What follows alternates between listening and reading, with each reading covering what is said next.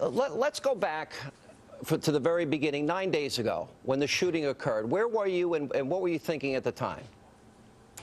I was in my home here in Wasilla, and of course, my first thought when I heard of the shooting was, and knowing that there were deaths, was how absolutely atrocious this was and how evil a person would have to be to kill an innocent. And then as things unfolded and heard, Sean, about the death of an innocent child, a 9-year-old child, I thought nothing could be as horrendous as that. And, you know, that is the main thing that we need to remember here, even as we proceed in our discussion, Sean, is that there are families mourning, and we mourn with those who mourn. We grieve with those who grieve. And may our prayers cover these families, and may somehow, as we read in the book of Jeremiah, God touch these families and envelop them in the peace that only He can provide. May He turn their mourning somehow supernaturally into joy. Governor, I Googled your name, and I put in the words, Governor Sarah Palin, Tucson shooting, and it came up nearly 10,000 times.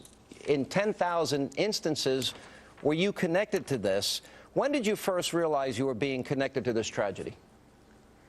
Well, right away, unfortunately, and not just me, and this isn't about me. And my response 4 days after this horrendous event, and in my response I talked about defending those who were innocent, had nothing to do with the shooting, and my defense wasn't self-defense, it was defending those who were falsely accused. I found out right away because when I started tuning in to hear, well, who did this, and names were not given, but I read my name in the reports, and then I read Rush Limbaugh, and then soon your name, Sean, and Mark Levin, and soon Tea Party Patriots, and soon the entire state of Arizona was being falsely accused of somehow being accessories to this horrendous crime. That is why I was puzzled at first as to why, before facts were even gathered, why it would be that the mainstream media would start accusing and using such a tragedy for what appeared to be right off the bat some political gain. A lot of these initial stories, Governor, had to do with this map that your PAC had put up during the last campaign, and the fact that Congresswoman Giffords was one of the people on, quote, the target list and the crosshairs that were there.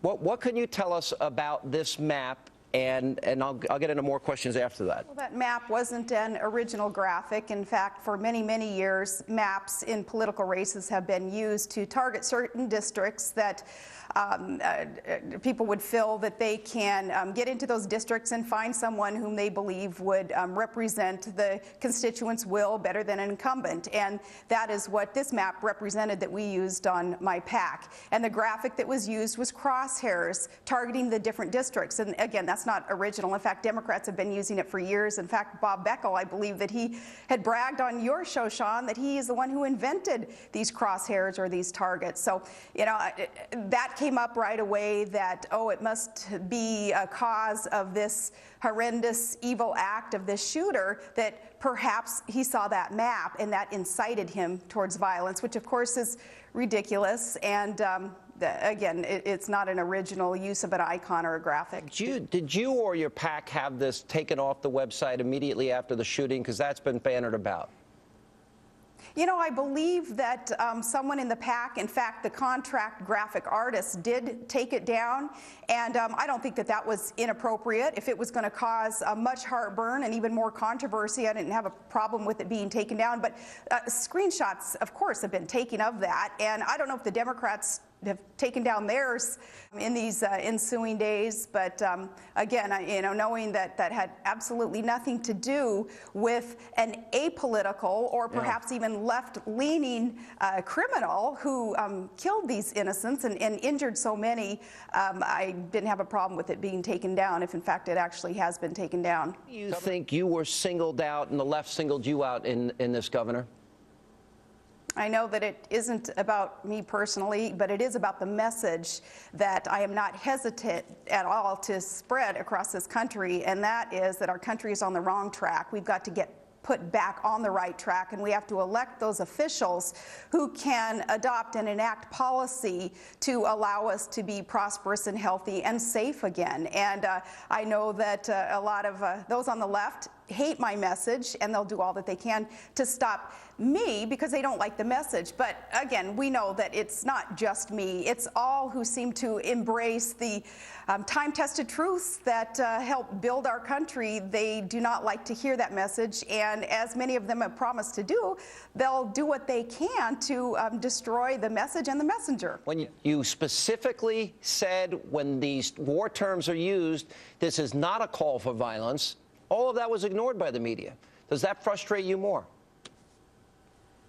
Well, I have repeated over and over my condemnation of violence, and specifically trying to explain that when we talk about being up in arms, we're talking about getting to the voting booth, and in a democracy within our republic, we want to make sure that we're exercising our right to vote. That is our arms. But that was frustrating. I think the most frustrating part of this has been the accusation that I and others, upon responding to false accusations of being involved in murder, that we have interjected ourselves into the story. And Sean, let me share with your viewers a little secret about how the mainstream or the lamestream media actually works. It was just a couple of hours after the shooting took place that we started getting calls, Todd on his cell phone and I getting calls from reporters, network reporters saying, Sarah, can you comment on this? Governor Palin, we need a comment on what do you think about what's going on in Arizona? Now, it wasn't time to respond because we didn't have all the information. We didn't have all the evidence. So in not responding until it was an appropriate time, until a memorial mass had taken place, until the families had opportunity to speak, and until evidence was presented that I believe proved that Tea Party Americans and innocent people that had nothing to do with the shooting should be falsely accused. Yeah. When finally information was gathered, Sean, and then after those days I spoke, I was being accused then by these same networks and network reporters of interjecting myself into the story. And if you read back my statement of defense, it wasn't self-defense. It was defending those who are innocent, talk show hosts, talk show listeners, those who have nothing to do with a crazed, evil gunman who killed innocent people. Let me go through some of the things that I picked up, and these were some were controversies at the time, and maybe get you to respond to it. Madonna was once at a concert in 2008, and Sarah Palin just got off my street. She will not go to D.C. She'll get off my street. I'll kick her ass if she doesn't get off my street. Sandra Bernhardt talked about if Palin shows up in New York City, she's going to be gang raped by my big black brothers. I think the hypocrisy there is so glaring, and the double standards, I mean, reminds me that those on the left, if it weren't for their double standards, they'd have no standards. So it's almost really a waste of time to even address their hypocrisy. I mean, we had a paid CNN host recently who announced to the world that her New Year's resolution was to bring down my 16-year-old daughter, Willow. I mean, adult on child bullying, that's you know, I thought that wasn't the real hip thing to do. But Sean, here's where I am personally on this, knowing that, you know, the anchor holds. And I believe 2 Timothy 1:7 in the Bible, it says God has given us a spirit of power and love and sound mind. He hasn't given us a spirit of fear. So I call upon that and hold on to that and know that I don't have to be afraid. No matter what happens, I don't have to be afraid. But when we talk about the need for civil discourse and for the condemnation of violence that I believe we should all be believers in, then yeah, when I hear those things coming from, I assume it is the left, yeah, then I know that perhaps they're not quite listening to, yes, what it is that the president just spoke of the other day. Governor, what did you think of the president's speech the other night?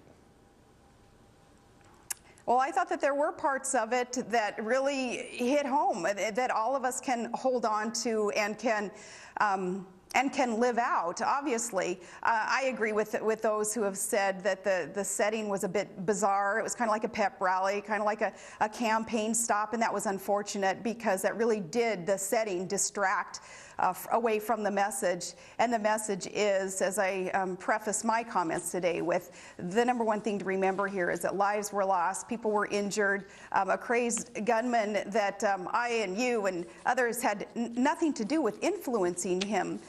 He is the sole person, I believe, to blame in this. And I thought that the president hit on some of that, and that was appreciated. Former Alaska Governor Sarah Palin. Governor, when you finally released your video, not surprising, more controversy involving you, and I want to give you a chance to respond to this. One was the timing of the release of the video, which was, I believe, the day before the memorial, and the second one was the term, but especially within hours of the tragedy unfolding, journalists and pundits should not manufacture a blood libel that serves only to incite the very hatred and violence they purport to condemn. That is reprehensible. And, you know, some of your critics saying you didn't know the historical significance. Other people criticize you for that phrase. But I want you to address the timing in that phrase. I don't know how the heck they would know whether I did or didn't know the term blood libel. Nobody's ever asked me.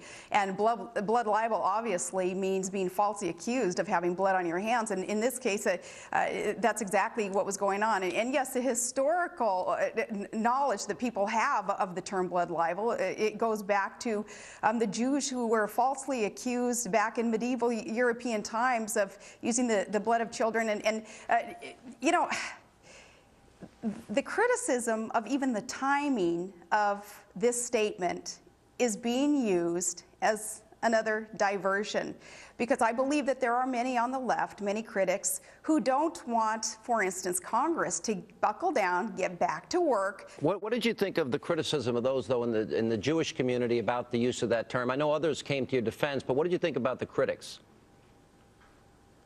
I think the critics, again, were using anything that they could gather out of that statement, and you know, you can spin up anything out of anybody's statements that are released and use them against the person who is making the statement. But no, I appreciated those who understood what it is that I meant, that a group of people being falsely accused of having blood on their hands, that is what blood libel means. And just 2 days before I released my statement, an op-ed in the Wall Street Journal had that term in its title, and that term has been used for eons, Sean. So yeah, again, it was part of that double standard thing, and goes back to, if it weren't for those double standards, what standards would they have, I suppose? Have you given this thought, say, even prior to the tragedy in Tucson, about what your political future is going to be? Are you thinking about running for president?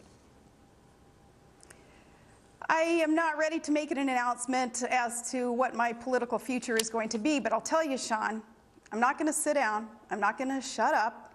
I'm going to hopefully be able to help empower others who believe that one of the things that makes America so exceptional is our right to free speech, is our right to vigorously yet respectfully debate ideas and intentions in this country. I'm going to continue down that path, and if that leads to being a candidate for a high office, then I will announce that at the appropriate time. But for now, you know, I want to join others who are saying, no, peaceful dissent and discussion about ideas, that is what makes America exceptional, and we won't allow that to be stifled by a tragic event that happened in Arizona, one that we should all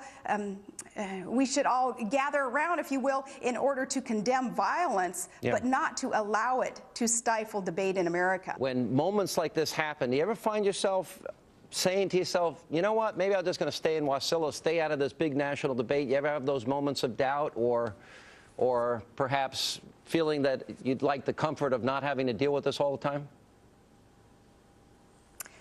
Other people are facing much greater hardships and making greater sacrifices than I am in just engaging in debate. And I'm thankful for the opportunity that I have to speak for many, and I will continue to do so. I feel very blessed to be in the position that I am, and I'll take the darts and the arrows because I know others have my back and I have their back.